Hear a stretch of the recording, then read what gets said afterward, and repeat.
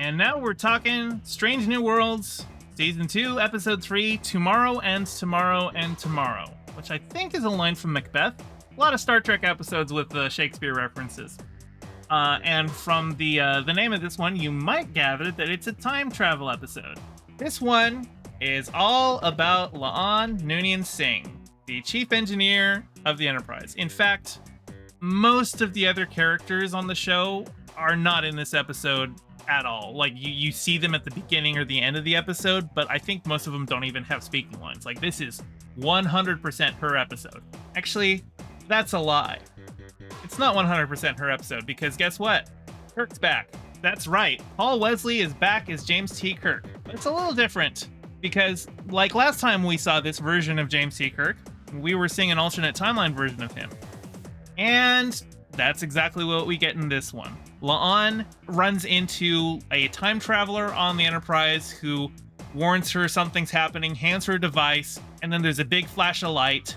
She goes to the bridge, and this guy is in the captain's chair, and nobody knows who she is. And there's no Starfleet, and there's no Federation. And something happened in the past. And the little device that the time traveler handed La'an, well, Kirk tries to take it away from her. She grabs it, presses a button, and the both of them get sent back in time to present-day Toronto. Or I should say it's probably a couple years from now, Toronto, because there's like a whole big, massive bridge between like Toronto and I think it goes across Toronto's on one of the Great Lakes, right? There's like a big bridge that goes from like Toronto to America. And so the episode is them trying to, figure out what's going on. Like they discuss the changes in the timeline, like trying to figure out, okay, it must be something that happened here in a couple days that we have to stop. But of course, this version of Kirk, he's like not really inclined to change it at first, because he's like, look, I don't know who you are. You just showed up on my ship and got me trapped in the past, and I don't know, I like my future just fine. So why don't I just sit back for a couple days, let it happen, and then just go back home? Then he finds out that actually his future isn't that great, because he seems to think it's fine, but Earth is an uninhabitable smoking ruin in his future. Humanity's like living underground on the moon and like on Mars and Venus and stuff, but she's like, no, Earth is a paradise in my timeline, and we've spread out to like hundreds of worlds. And then he finds out that apparently in his timeline his brother is dead, and when he hears that he's alive in La'an's timeline, and that he also is alive. She hasn't met him, but like she's like, no, I've talked to your brother. He's told me all sorts of stories about you. He starts to think, okay, maybe we should go ahead and do it your way. But this is kind of an episode that poses the question, and like I brought up in my Spider-Verse thing about fixed points in time and what happens if you go back in time and try to kill Hitler and something worse happens. Well, this is basically that premise, because La'an, her full name is La'an Noonien Singh, who, if you know enough Star Trek, you will recognize that name, Noonien Singh, because that is the last name of Khan, who was a brutal tyrant on Earth during the Eugenics Wars, who committed genocide and resulted in the death of tens to hundreds of millions in the wars. And she is his like great granddaughter, and she's always had to deal with the knowledge that she's basically descended from Hitler, and she's just been sent back in time to the point where Khan is being genetically engineered. What they find out as they're investigating it is that the bridge that I talked about from Toronto to the United States, that gets blown up. That is an event that happened in both of their timelines. So they're like, okay, well, it can't be that. But they do recognize when they see the wreckage of the bridge that like the scorch marks look consistent with something called a photonic bomb, which is not current day technology. So they're like, okay, so that must have been something like there's some time travelers who were in this time to try and mess things up, and we got to figure out what they're going to do next.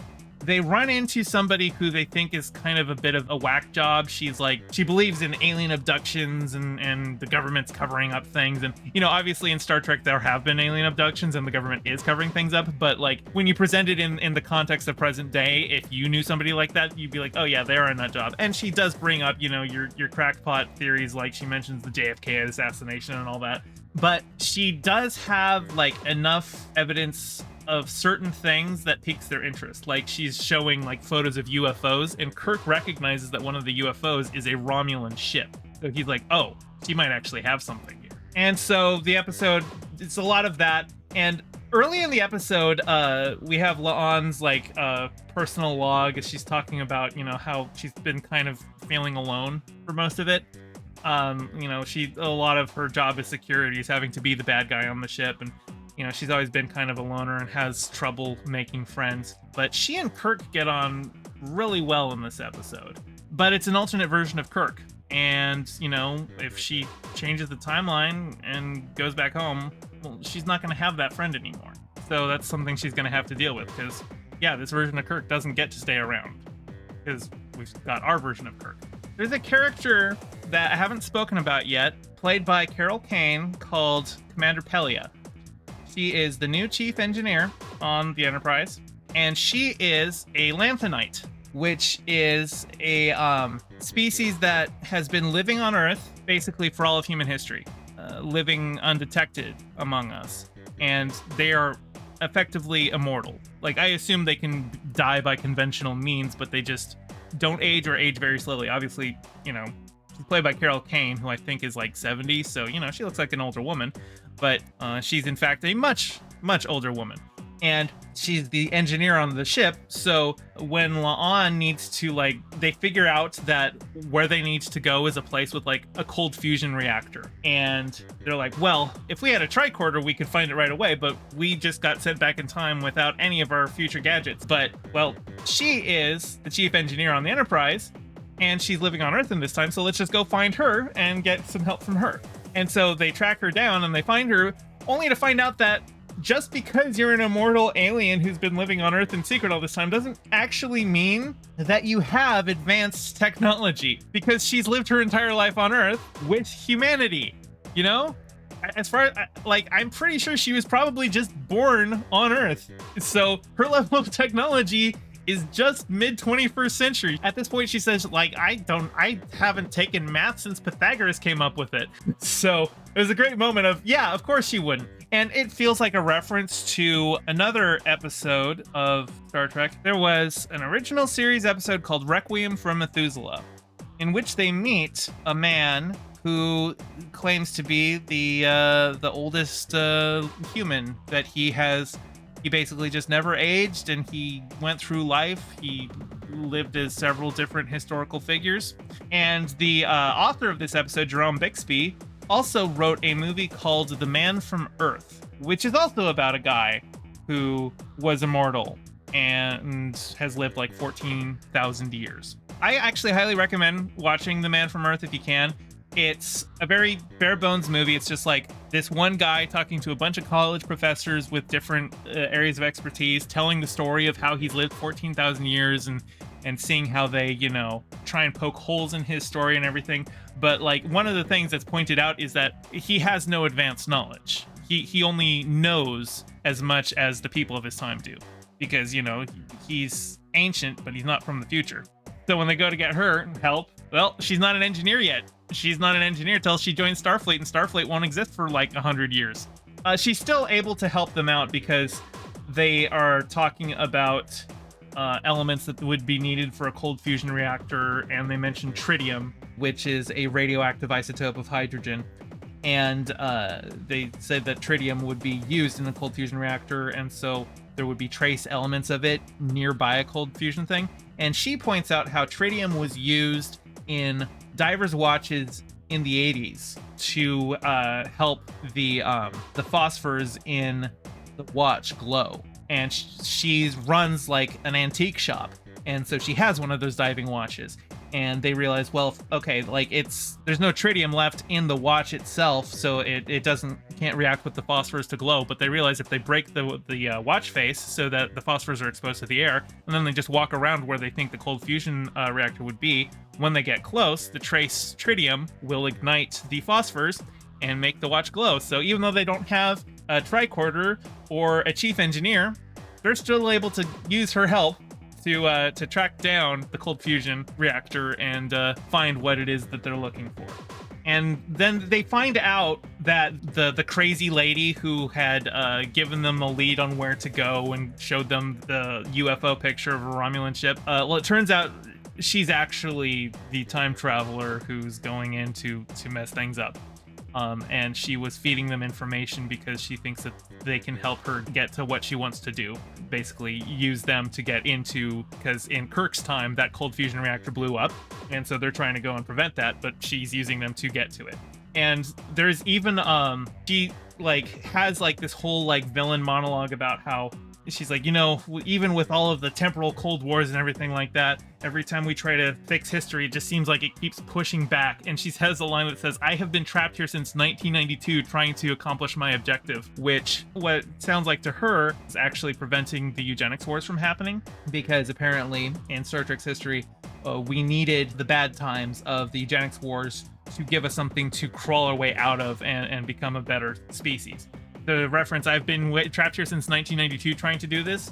Well, in the original series, when they first mentioned the eugenics wars in Space Seed, which is the episode where we meet Khan, Spock mentions that Khan was a brutal dictator who controlled much of the Earth in the eugenics wars of the 90s. So it sounds like Star Trek is saying that, yeah, originally the eugenics wars was in the 90s, but then time travel shenanigans happened. People have been trying to change things, behind the scenes, and so now it's they've pushed it forward, so the eugenics wars still haven't happened yet. They're still part of Earth's history, but no longer in the 90s. And that's a line that wouldn't immediately register to somebody else, but I am a huge Star Trek nerd, and I can recognize all the little timeline inconsistencies. With a series that's been running as long as the 60s, you're always going to run into things where it's like, okay, that's not quite right, but they couldn't see the future, so it's fine. I thought that was a cute little thing. This episode, focusing on La'an pretty much the entire time, and guys, she needs a friend, because obviously she goes back to her Enterprise once she has saved the day, and Kirk's not with her.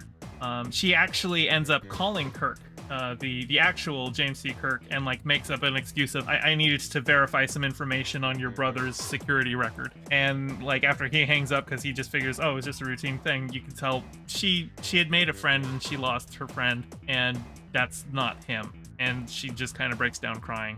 That was a really sad moment. I want to give her a hug, but I also know that if I try to give her a hug, she'd stab me.